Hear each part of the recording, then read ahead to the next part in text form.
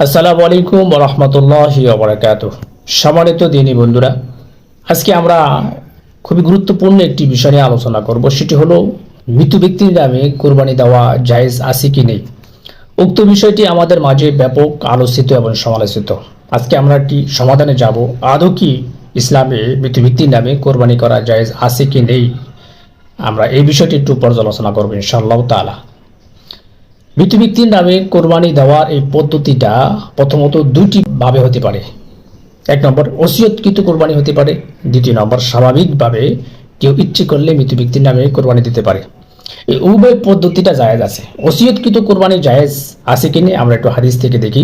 সুনানে আবু দাউদ শরীফে 2792 নং হাদিসের বর্ণনা এসেছেন। হযরত হানাস বলেন, আমি আলী রাদিয়াল্লাহু তাআলা আনহুকে দেখেছি তিনি দুইটি বকরি দ্বারা কোরবানি দিচ্ছে। তাকে আমি কারণ জিজ্ঞাসা করলাম। তিনি বলেন, আমি একটি বকরি দ্বারা কোরবানি দিচ্ছি রাসূল সাল্লাল্লাহু আলাইহি ওয়াসাল্লামের পক্ষ থেকে, আরেকটি আমি আমার নিজের পক্ষ থেকে কোরবানি দিচ্ছি। রাসূল সাল্লাল্লাহু আলাইহি ওয়াসাল্লামের পক্ষ থেকে যেটি আমি দিচ্ছি সেটির ব্যাপারে রাসূল সাল্লাল্লাহু আলাইহি ওয়াসাল্লাম আমাকে নির্দেশ দিয়েছেন, আওসানি আন উদহিয়া আনহু ফাআনা উদহিয়া আনহু। আমাকে রাসূল সাল্লাল্লাহু আলাইহি ওয়াসাল্লাম নির্দেশ দিয়েছেন যেন আমি তার পক্ষ থেকে কোরবানি আদায় করি। উক্ত হাদিস থেকে এই বিষয়টি সুস্পষ্ট, ওসিয়তকৃত কোরবানি মৃত ব্যক্তির নামে দেওয়া জায়েজ আছে। কোনো মৃত ব্যক্তি যদি ওসিয়ত করে যায় যে আমার পক্ষ থেকে কোরবানি দিবা, এবং উক্ত মৃত ব্যক্তির যদি ত্যায্য সম্পত্তি থেকে থাকে, তার ওসিয়ত পূর্ণ করা তার ওয়ারিসদের জন্য ওয়াজিব হয়ে যায়। অর্থাৎ ওয়ারিসেরা মৃত ব্যক্তির ত্যায্য সম্পত্তির 1/3 দ্বারা তার ওসিয়ত পূর্ণ করবে, এটি হলো ওয়াজিব। না করলে গুনাহগার হবে। ওসিয়তকৃত কোরবানির মাংসের বন্টনটা হবে এভাবে, কোনো ব্যক্তি যদি ওসিয়ত করে, তার পরিবারের লোকেরা যদি ওসিয়ত পূর্ণ করে, সেক্ষেত্রে মৃত ব্যক্তির এই কোরবানি মাংসটা সম্পূর্ণ যাকাত খাওয়ার প্রাপ্ত লোকদের মাঝে বন্টন করে দিতে হবে। যারা ওসিয়ত পূর্ণ করবে তারা এবং কোনো বড় লোকদেরকে ওসিয়তকৃত মাংস দেওয়া যাবে না।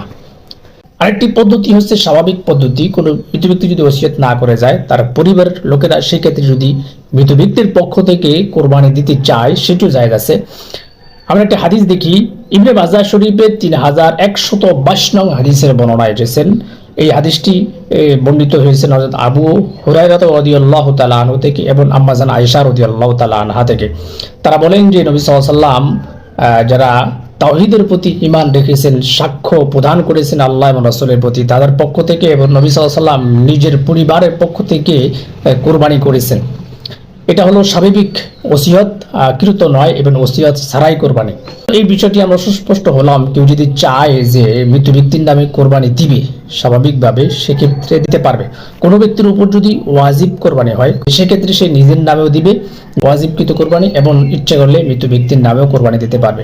আরেকটি পদ্ধতি হচ্ছে, আমি আমার উপর যদি কোরবানি ওয়াজিব হয়, আমি আমার নামে কোরবানি দিব এবং এর সবটা ইসালে সবটা মৃত ব্যক্তির নামে পোষাবো, এটিও পারা যাবে। কোনো ব্যক্তি যদি মৃত ব্যক্তির নামে কোরবানি দেয় ওসিয়তকৃত না, স্বাভাবিকভাবে, সেই ক্ষেত্রে গোস্তের বন্টনটা হবে স্বাভাবিক গোস্তের বন্টনের মতো করতে পারবে। অর্থাৎ তিনটি ভাগে সে ভাগ করবে। একটি গরিব দুঃখীকে দিবে, দ্বিতীয়টি আত্মীয় স্বজন, তৃতীয়টি সে নিজে ভক্ষণ করতে পারবে। এটি হচ্ছে স্বাভাবিক পদ্ধতি। আর ওসিয়তকৃত মাংসের বন্টন হবে বিভিন্ন, যেটা আমি পূর্বে বলেছি। আল্লাহ তাআলা আমাদেরকে বুঝে শুনে আমল করার তৌফিক দান করুক।